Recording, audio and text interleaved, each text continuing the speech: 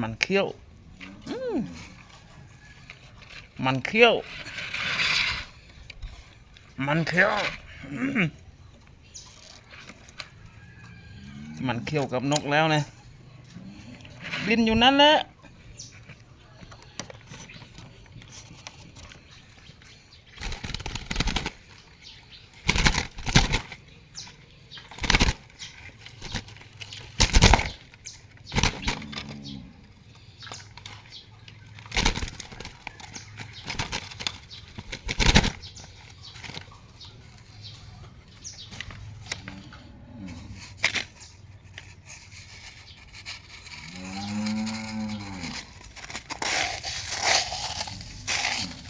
ทำเป็นคึกใส่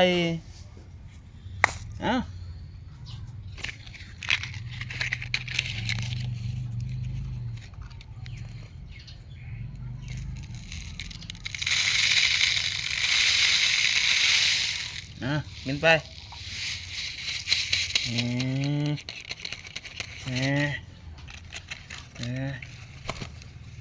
ทำเป็นจะตบทำเป็นจะตบ